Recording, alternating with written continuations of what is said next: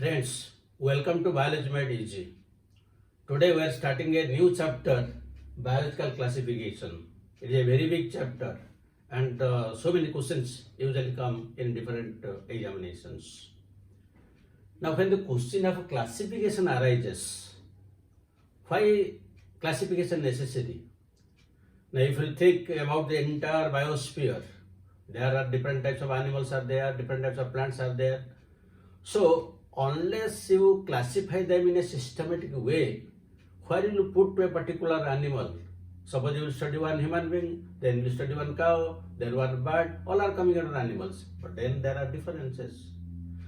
You take one plant, again there are different groups of there. Suppose you will see mushroom, where you will put it? Some will put it in plants because cell are there. Some will put it in animals because it is not autotrophic. So there is a lot of controversy. It is just like a mess. In our homes, what we do? We put all the kitchen materials in one place, our dresses in a separate cupboard, and books in another cupboard in a systematic manner. Again, among the books, the biology books separately, the physics and chemistry books separately, so that immediately we can get in. In the cupboard, we put our winter dresses and summer dresses separately because this is a systematic way, so that immediately we can get anything that we want. In the same manner, in the entire biosphere, different types of organisms are there. And you know, in this biosphere, 8.4 million species are there. 8.4 million species are there, which usually we call 84 lakh species. And all these species are not studied yet. Only less than 2 million species have been studied. The rest are not studied because we cannot approach each and individual organism to study them because they have different types of habitats where we cannot reach even.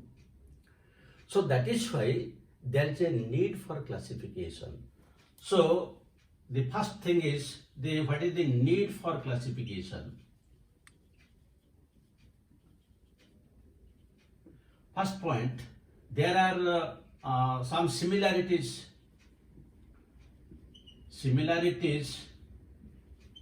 between organisms. Again, you will find there are differences between organisms. So we have to sort them. We have to sort them in separate groups. We have to sort them in separate groups. As a result, we can study them conveniently whenever we desire. So study them conveniently. And again, we have to see what is the relationship between them. And that relationship is phylogenetic, evolutionary relationship. So the next point is phylogenetic relationship.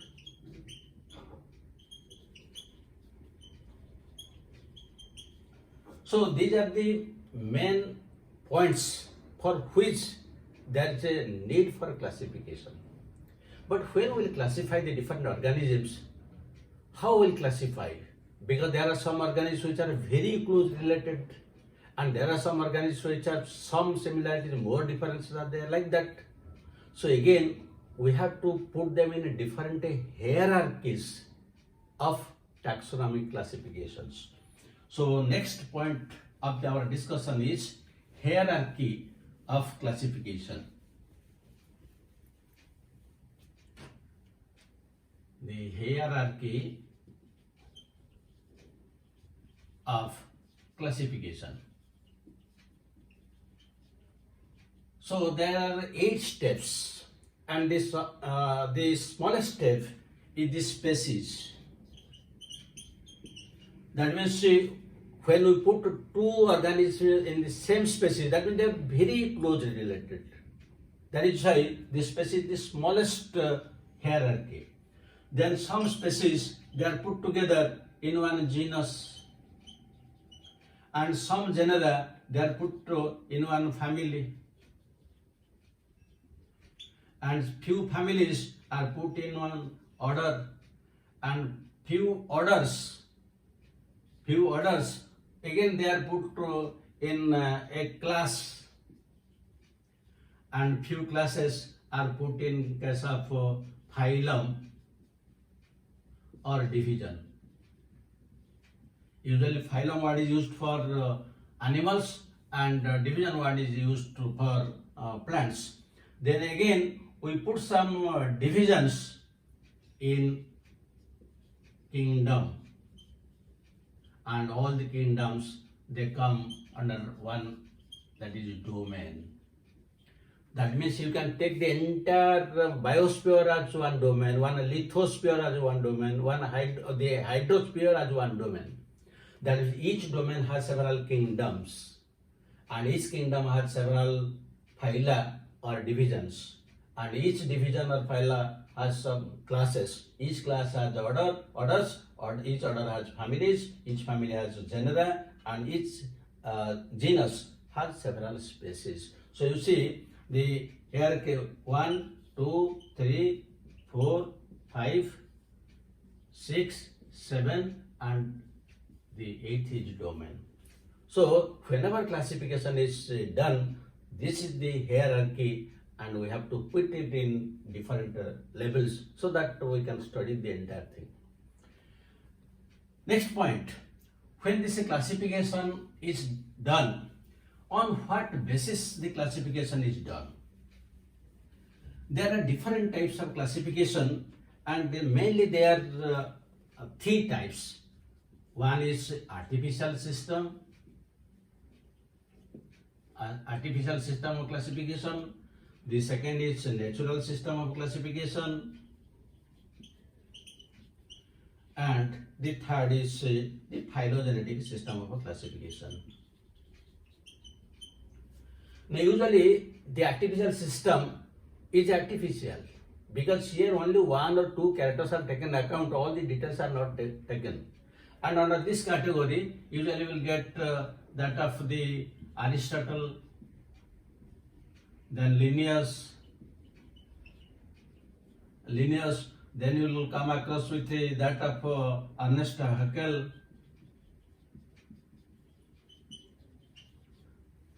then that of also Copeland. So basing upon only 1 or 2 characters they are classified. In natural system, there are some more characters are taken in account, like it may be morphology, anatomy, cytology, physiology, embryology. These are some of the characters they are studied under the natural system of classification. And in natural system of classification, some of the examples are like that of Bentham and Hooker. Then you will get that of the Whittaker, and also that of Wool's. These are coming under natural system classification. Phylogenetic classification means when the classification is based on evolutionary relationship, how the organisms are evolved from the ancestor to the higher levels. So phylogenetic is more important because their close relationship can be established. And under this category, usually that of Engler and Prandtl and Hutchinson system of classification, these are coming under phylogenetic system. But out of these 3 types, the phylogenetic system is more advanced because some relationship is established between organisms. But for practical purposes, it becomes very easy to follow the natural system classification. Because by simply looking into the morphology or anatomy, we can classify it easily. For the practical purpose, natural system is followed in most of the cases. Now let us discuss some of the systems of classification coming under these categories. So if we discuss the history of classification,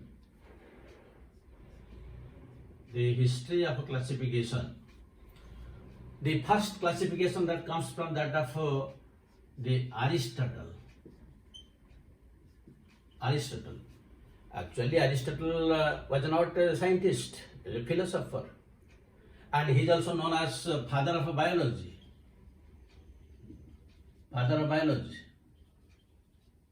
But anyway, he attempted to classify the organisms into two groups. He classified the organisms into two groups, and they are known as plants and animals. So very easily, because we can easily differentiate plants and animals. And again, the plants were divided into three groups. They may be trees, shrubs, or herbs. Now, what is the basis here? The plants which are quite tall, like mango, jackfruit, they are coming under trees. Shrubs which are usually less than 8 to 10 feet, like China rose.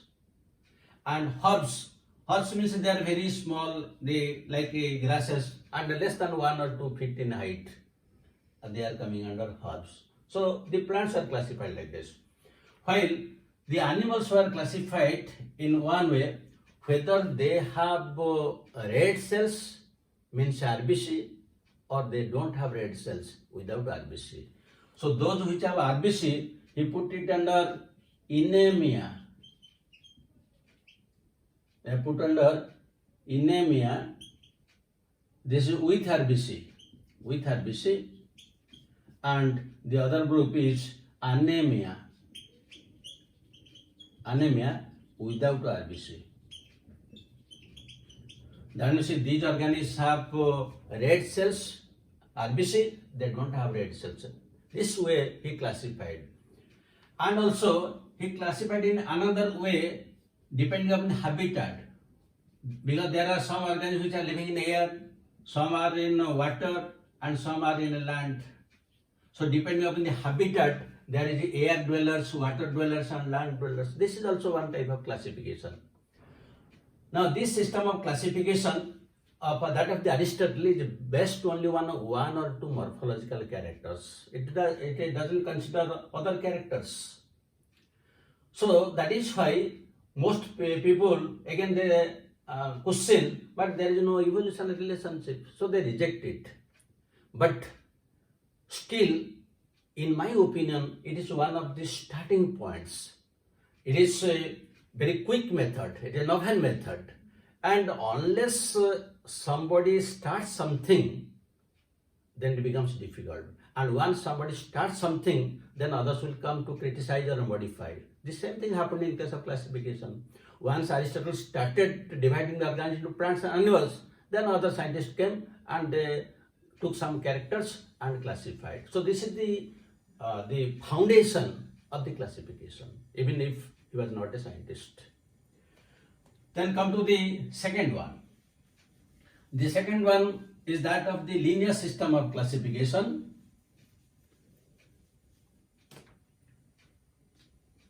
The second one is that of linear system of classification. So Linnaeus classified the organisms into two groups, and this is known as two kingdom system of classification. And he classified the entire organisms into Plantae and Animalia, in two groups. And on what basis? The basis is usually cell wall and locomotion. You see, plants have cell wall, but no locomotion. While animals, they don't have cell wall, but there is locomotion. So on this basis, he classified. And on this Plantae, the bacteria, archaebacteria, then algae, fungi, bryophytes, pteridophytes, gymnosperms, angiosperms, all these were included under Plantae. And while here the protozoans, then invertebrates and vertebrates were included. So on the basis of only cell one locomotion, he classified them into these two groups. Again, some scientists came to criticize this one because the classification here, all this, the bacteria, archaebacteria, algae, fungi, they have been placed together in one group basing upon the cell wall, whereas there is a lot of differences. Here some of the organisms are there like a bacteria, cyanobacteria, and they don't have a true nucleus, while others have true nucleus is there. Suppose you take the case of Euglena. Euglena has some plant characters because it is photosynthetic, but again it is motile and it can be put in animals. So a lot of criticism came for this also to the linear system of classification. Then the third system of classification. So the third system of classification is that of Ernest Haeckel.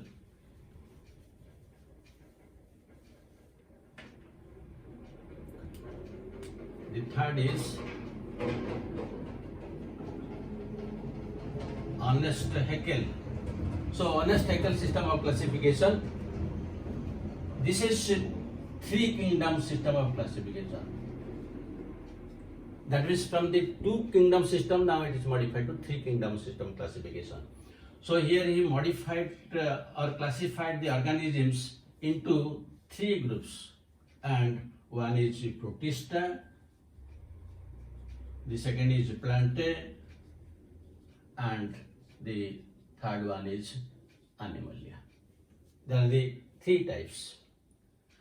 So in the previous one, in that of the lineage, the Protista and Plantae were grouped together, but now Haeckel separated it. So under this Protista, usually bacteria, archaebacteria, cyanobacteria,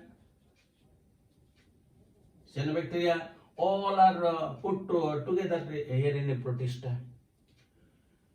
In Plantae, all those the mosses, ferns, gymnosperms, angiosperms were put together. Here also you will find the algae were put together. While here you will find all these invertebrates and vertebrates. So this is a slight modification from that of the earlier classification, that of the linear. So at least some plants separated from the some organisms separated from this plant and put under Protista. Then the next type of classification. The next type of classification is that of the Copeland, Herbert Copeland.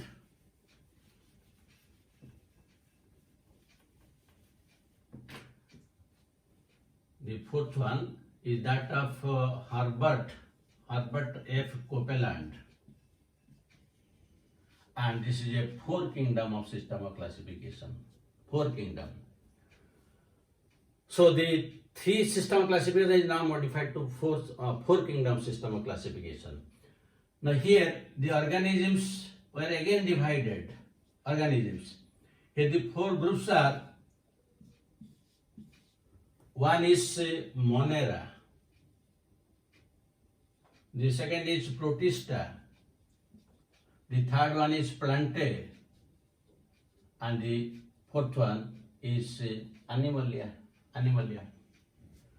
So in this system of classification, the bacteria under Monera, bacteria, archaebacteria, they are put in Monera. While in the Protista, and all these are prokaryotes. While prokaryotes and unicellular. While under Protista, these are also unicellular, but they are eukaryotes. You see the difference. These are also unicellular, these are unicellular, but these are prokaryotes, these are eukaryotes. This is eukaryote, this is prokaryote. Now under Plantae, Under plantae again, all this metaphyta, and here you will find all multicellular and eukaryotic organisms. Multicellular and all multicellular eukaryotic organisms and metaphyta. They are put together. Now, in case of Animalia, in Animalia usually they all are the metazoa, and these are multicellular and eukaryotic.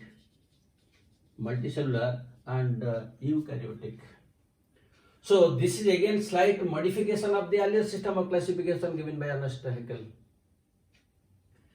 And in this case, the Monera is separated. But you see, we have discussed 4 systems of classification. In each classification, the plants and animals are remaining constant, while the others are usually growing changes. That means new ones are added depending on the different conditions. But the plants and animals, they remain as such. So this is the 4 kingdom system. The next one is the 5 kingdom system of classification given by R.H. Whitaker.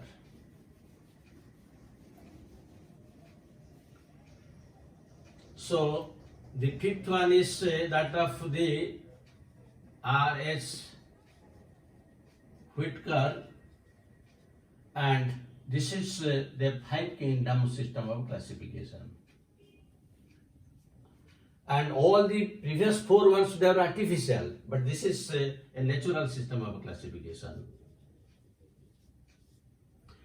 Now here in this 5 system of classification, he separated one group from the plants. So here the 5 system, the organisms, they are classified into 5 groups. One is Monera. These are unicellular prokaryotes. Then Protista. These are unicellular eukaryotes. Then from the plantae, the fungi were separated. Fungi, because their cell walls are different and they are saprophytes. So these usually cell wall is made up of chitin, and these are saprophytes. While this is plantae, these are green autotrophic, and these are the Animalia. 5 system classification. This is a natural system of classification. And nowadays, usually we follow this 5 kingdom system of classification, because after this 6 kingdom, 7 kingdom and 8 kingdom systems have been evolved. But for our practical purposes, usually we follow this Whitaker's 5 kingdom system of classification. After this, again there is another classification that is given by Woods.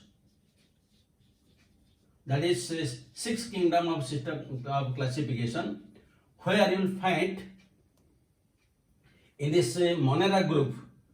In Monera group, the bacteria are there and archaebacteria also there. Archaebacteria. So Woods in his 6 kingdom system classification separated the archaebacteria from this Monera group. So the 6 kingdom of systems are: number 1 is archaebacteria. Then number 2 is Monera. Number 3 is Protista. Number 4 is fungi. Number 5 plantae. And number 6 Animalia. He separated this archaebacteria from Monera because archaebacteria are oldest living fossils, and the fossil records are found, and they have also certain characters just like eukaryotes. So he separated this. But for our practical purposes, for our easy understanding, we have to follow this R.H. Whitaker system, 5 kingdom system classification, so that we'll have a clear understanding. And we will discuss this five kingdom system classification given by Whitaker in a separate video so that we will have a very clear understanding. Thank you very much for watching it. Have a good day.